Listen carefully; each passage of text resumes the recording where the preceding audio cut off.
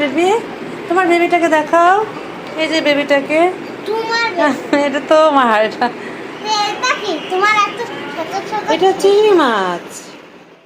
অনেকদিন পর নোরা সবাই আমাদের বাসায় আসলো। আর দেখো, হ্যাপি বার্থডে ঐশী। আজকে আমার জন্মদিন না, বাট জন্মদিন গিয়েছে 15ই মে, আজকে হচ্ছে 21 তারিখ। তো ওরা 15 তারিখ আসতে পারেনি, তাই আজকে কেক নিয়ে আমাদের বাসায় হাজির হয়েছে। আর কেক পেয়ে আমরা সবাই খুব মজা করছিলাম, একসাথে সবাই কেক কেটে নিয়ে খেয়ে নিয়েছিলাম। যাই হোক, ধন্যবাদ জানাচ্ছি আপু এবং নোরাকে, সাথে রিয়া ও রেশাকে এত সুন্দর মনে করে আমার জন্য যে স্পেশাল কেক নিয়ে এসেছো, আর এর মধ্যে চকলেটটা আমার মুখে দিয়ে দিয়েছো। যাই হোক, thank you so so much যে আমাকে মনে করে তোমরা অন্তত লেট হলো কেক নিয়ে আসছো। যাই হোক, আমি কিন্তু ফোনে বলে দিয়েছিলাম যে কেক না নিয়ে আসার জন্য, বাট আপু শুনে নিয়ে আসছে। তো এবার আমরা কেক টেক খেয়ে নিয়েছি।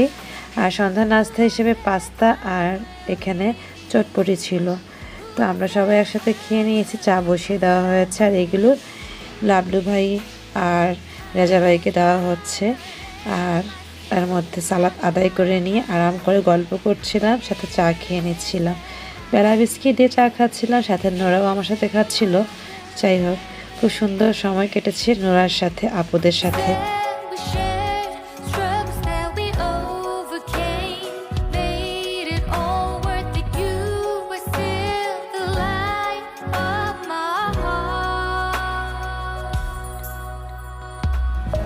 এভাবে সবাই আমরা গল্প টল্প করে নিয়েছি। আজকে ওনাদের জন্য কি কি আয়োজন করেছি তোমাদের সাথে এখন শেয়ার করি। আমরা এখানে ডোরি ফিশ ফ্রাই করছি, চিংড়ি মাছ ফ্রাই করবে এটা মা। তো কর্নফ্লাওয়ার, ময়দা, চালের গুঁড়ো দিয়ে মেখে নিয়েছে। ডোরি ফিশটাও সেম ওয়েতে করে নিয়েছি, কর্নফ্লাওয়ার, চালের গুঁড়ো আর ময়দা দিয়ে মেখে অল্প অল্প তেল দিয়ে ভেজে নিয়েছে।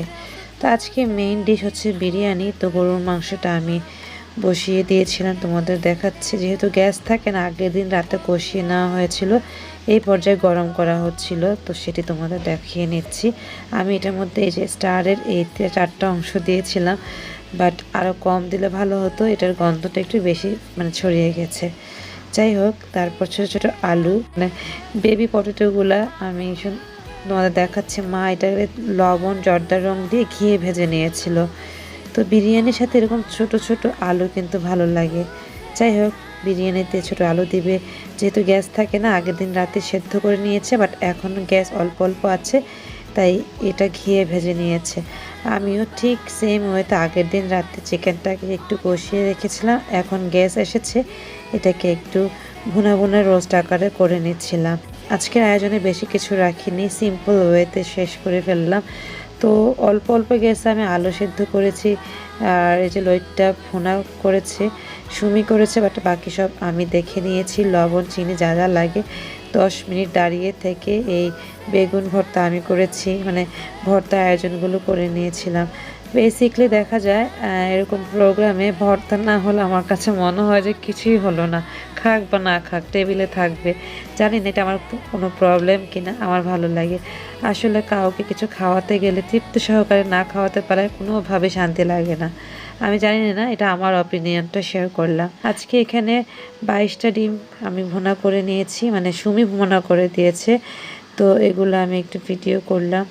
আর সন্ধ্যার নাস্তা যে চটপটি আছে না, সেই চটপটিটা গরম করা হয়েছিল।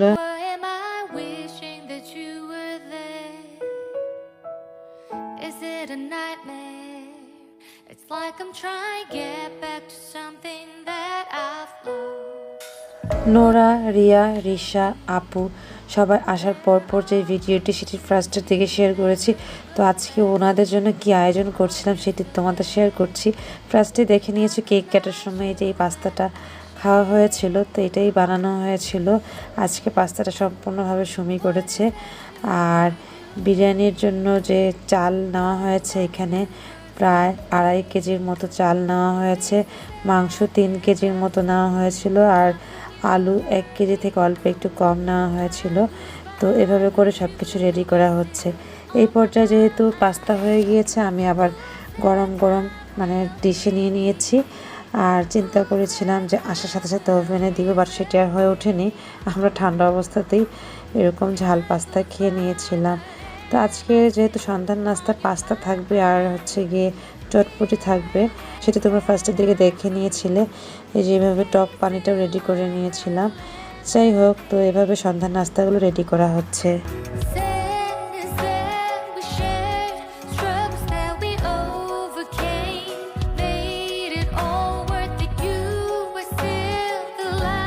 বিরিয়ানিতে বেরেস্তা না দিলেই হয় না। মা অনেকগুলো বেরেস্তা করে নিয়েছে আর সালাদ আইটেমসগুলি কেটে নেওয়া হয়েছে, এখনও ডেকোরেশন করা হয়নি। তো বিরিয়ানি অলরেডি বসিয়ে দিয়েছে, আমি একটু নাড়িয়ে চাড়িয়ে লবণ দেখছিলাম। মাই বসিয়ে দিয়েছে, বলল দেখার জন্য। তো দেখলাম যে না, সব কিছু ঠিক আছে। তো আমি আলুটা দিয়ে নিয়েছি, মা আলু দিতে ভুলে গিয়েছিল। আমি রান্নাঘরে এসে দেখলাম যে না, আলু দেওয়া হয়নি। তো এই পর্যায়ে আমি আলুটা ঢেলে নিয়েছি, নিয়ে একটু নাড়াচাড়া করে নিয়ে দমে রেখে দিব। আর বিরিয়ানি যে দম বিরিয়ানি, যেটা মানে ভালো করে ঢাকনা দিয়ে উপরে এরকম শিল বা কিছু ভারী কিছু দিয়ে রেখে দিলে না অনেক সুন্দর হয়। তারপর আমি একটু শর্মি আপুর বাসায় পাঠাচ্ছি বাচ্চাদের জন্য। বাচ্চাদের বিরিয়ানি খুব পছন্দ, রাজা ভাইকে দিয়ে পাঠিয়ে দিয়েছিলাম। এর মধ্যে খাবারও বাড়ছিলাম আর হঠাৎ করে এই যে মাজার ভাই চলে এসেছে। তো আপুরাও বসতো, মাজার ভাই খেতে বসেছে, তাই আপু বললো একটু পরে খাবে। তো ভাই একা খাবে না, বাবা মাকে ভাইয়ের সাথে বসিয়ে দিলাম। তারপর আমরা সবাই একসাথে ডিনার করে নিয়েছি। সেই ভিডিওটা স্কিপ হয়ে গিয়েছিল, মানে আমি করিনি। খুব এক্সাইটেড ছিলাম নোরাকে পেয়ে, আপুদের পেয়ে। রিয়া রিসা এসেছে, ওরাও আমাকে খুব প্রশংসা করছে, আমাকে খুব পছন্দ করে ভালোবাসছিল। যে মজা করে কেক নিয়ে এসেছিলো, এভাবে করে নিয়েছিলাম, যার কারণে আর ওরকম ভিডিও আসলে ওরকম ইন্টারেস্ট হয়নি।